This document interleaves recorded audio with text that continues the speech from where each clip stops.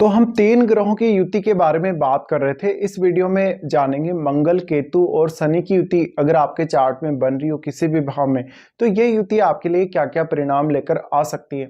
मंगल, केतु और शनि का एक साथ होना आपको ऑलरेडी पता है कि तीनों ही बहुत स्ट्रॉन्ग मेलेफिक प्लैनेट हैं। ऐसे में जिस भाव में भी ये स्थित होंगे, उस भाव से संबंधित चीज़ों से आपको ये काफ़ी दूर कर देंगे, वहाँ पर बहुत ज़्यादा तनाव उत्पन्न कर देंगे, वहाँ पर कुछ विस्फोटक स्थितियाँ उत्पन्न कर देंगे। साथ ही साथ उस भाव से जुड़े हुए रिश्तों में आपके अक्सर लड़ाई झगड़ा या विवाद होता रहेगा।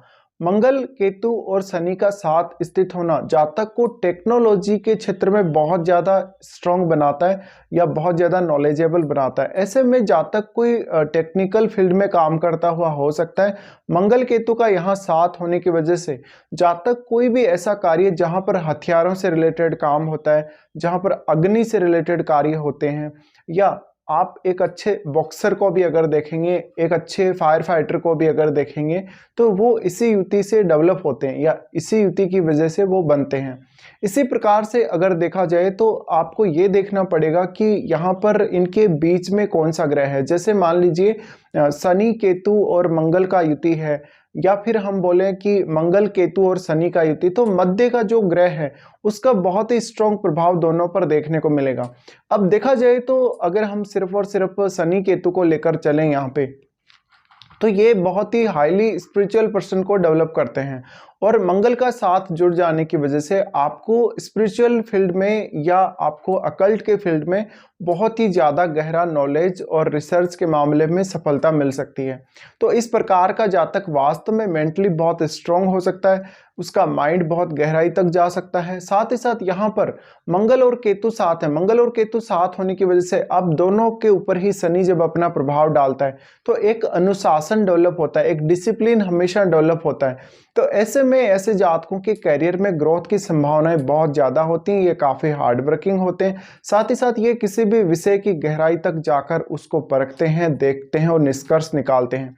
इसी प्रकार से इनका जो मेंटल स्टेटस होता है वो काफ़ी स्ट्रॉन्ग हुआ हो सकता है, ये काफ़ी साहसी हो सकते हैं। साथ ही साथ ये टेकी बहुत ज़्यादा होंगे या टेक्नोलॉजी में इनका इंटरेस्ट हमेशा ही बहुत ज़्यादा होगा। साथ ही साथ ये कोई भी प्रकार का नया गैजेट वगैरह जैसे लॉन्च होता है मार्केट में, तो उसके जो पार्ट्स हैं विभिन्न, वो कैसे बने, उनकी संरचना कैसी है, और वो कोई भी यंत्र अगर बना है तो वो काम कैसे करेगा। चाहे आप स्मार्टफोन को ले सकते हैं आप, या किसी भी और यंत्र को ले सकते हैं। तो इस प्रकार के इन जातकों के मन में सवाल रहते हैं या इन प्रकार की लालसा रहती है।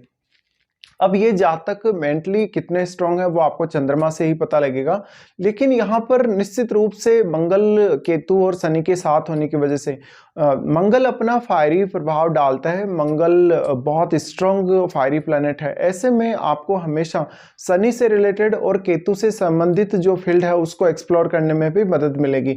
लेकिन जिस भाव में ये कंजक्शन आपके है उस भाव से संबंधित रिश्तों पर बहुत ही बुरा प्रभाव डालता है, जिससे आपका उस भाव से जुड़े हुए रिश्तों के साथ अक्सर तनाव उत्पन्न होता है, वहाँ पर लड़ाई झगड़े होते हैं, विवाद होता है, अक्सर बहुत ज़्यादा लड़ाई झगड़ा या मारकाट या मारपीट भी हो सकती है।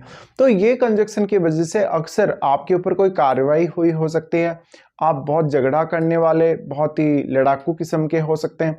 और मंगल और केतु का साथ होने की वजह से आप एकदम से विस्फोटक तरीके से काम करेंगे। हमेशा जो भी डिसीजन लेंगे वो बिना सोचे समझे लेंगे और काफ़ी फास्ट काम करेंगे। ऐसे में इस बात की संभावना बढ़ जाती है कि आप किसी के साथ भी सडनली लड़ाई झगड़ा कर सकते हैं किसी से, या वाद विवाद कर सकते हैं।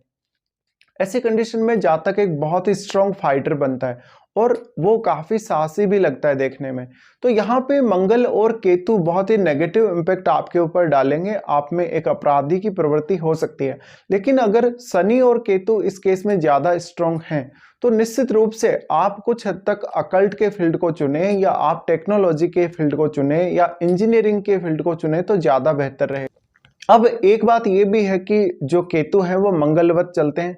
ऐसे में जैसा आपका मंगल होगा वैसे ही केतु बिहेव करेगा, लेकिन शनि के साथ केतु का होना बहुत स्ट्रॉन्ग प्रभाव लेकर आएगा। ऐसे में आप केतु और मंगल से संबंधित फील्ड के लिए ज़्यादा से ज़्यादा अनुशासन लेकर आएंगे स्टार्टिंग में, बट मंगल का फायरी प्रभाव होने की वजह से एक समय बाद वो अनुशासन आपकी लाइफ से चला जाएगा। वो स्थितियाँ, परिस्थितियाँ, वो रूल रेगुलेशन वो आपकी लाइफ से हट जाएंगे या उनको आप फोर्सफुली खुद हटा देंगे, जिससे आप बहुत ही फास्ट काम करने लगेंगे, बिना सोचे समझे कभी निर्णय लेने लगेंगे। ये आपके लिए काफ़ी नुकसानदायक हो सकता है और जिस भाव में ये युति बन रही है उस भाव से जुड़े हुए रिश्तों के लिए और भी ज़्यादा घातक हो सकता है। तो ऐसे में देखा जाए तो अब आपको ये भी चेक करना जरूरी रहेगा कि आपका जो इससे जस्ट ऑपोजिट भाव है, यानी जो सप्तम भाव है यहाँ से जहाँ पर ये युति हो रही है उससे सप्तम, वो आपको चेक करना पड़ेगा और उस भाव से जुड़े हुए रिश्तों के साथ आपका अक्सर अनबन रहेगा।